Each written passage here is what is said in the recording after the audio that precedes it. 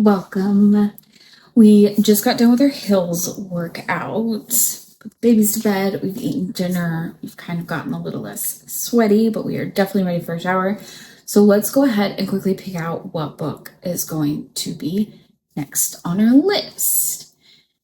We did hills. We ran 4.5 miles. It's still the first quarter.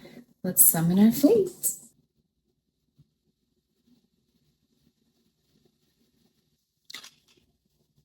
Okay, this is an interesting one. It's called Man, Fck This House by Brian Assman.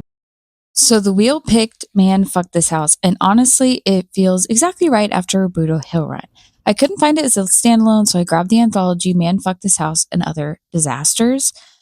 For this episode, I'm sticking to the title story, the one the spin actually chose, and I'll save the rest of the collection for a bonus review later. From what I've heard, this isn't loud horror, it's eerie, uncanny, the kind of wrongness you notice out of the corner of your eye.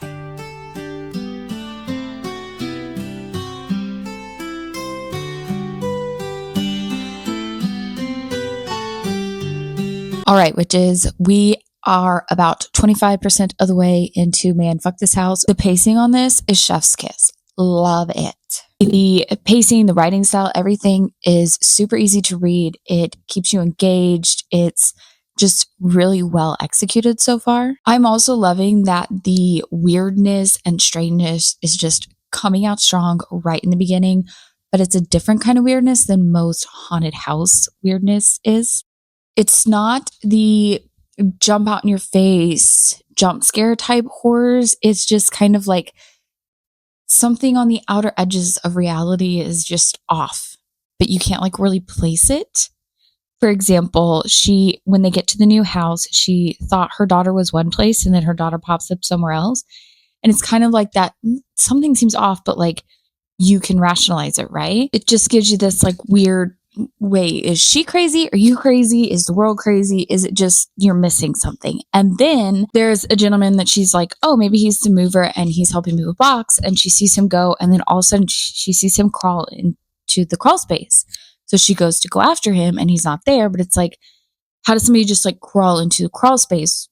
But yet you saw it so clearly. It's that kind of creepy where you could rationalize, am I going crazy? Is it not? To the point, I am liking the kind of more subtle spooky versus like the traditional ghost and horrors. It's like loud in your face, terrifying, trying to get you like run for your life. We're not there yet. I would assume haunted house, that's where we're going, but we will find out. I'm just absolutely loving it so far, the way it is. I'm going to go do a quick run and then I'm going to get back to reading this. So I will give you an update here after a bit.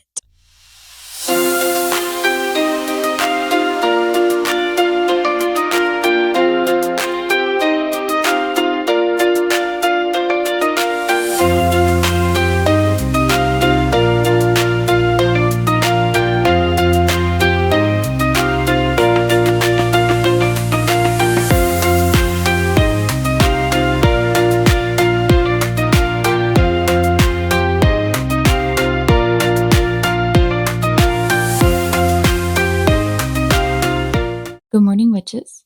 I have actually no idea what time of day it is for you, but for me, it is morning. We did our run last night. We read for a little bit, and I was too lazy to update last night, mostly because I didn't want to stop reading the book. Let me set the coffee down. We are at the midway point, and the house is starting to show its true colors. The entire time, it's really been building both the readers and the characters' trust.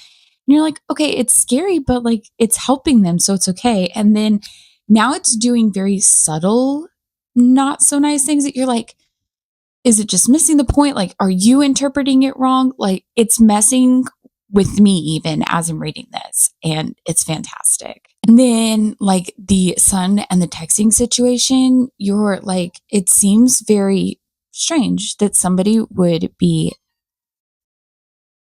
you can get on my lap. It seems really strange that he's getting these texts and you're like, nobody is just randomly texting like that and it being like nice. But at the same time, they're not doing anything.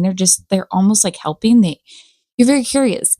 Does this person texting have malicious intent? Because it seems like it would, but they haven't done anything necessarily mean.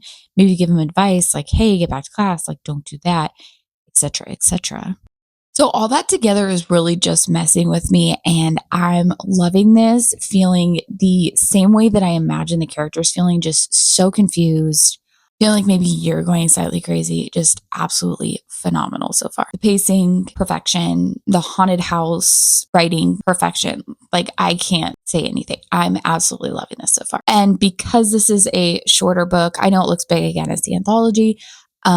This isn't going to take me long to finish. So I'm super excited to get this finished today. So I'm going to get to reading. I'll be back.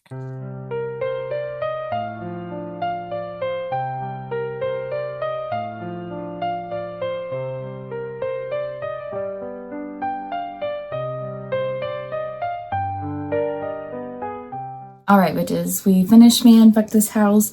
And I have to say, I love everything about this story. I really have no critiques for it.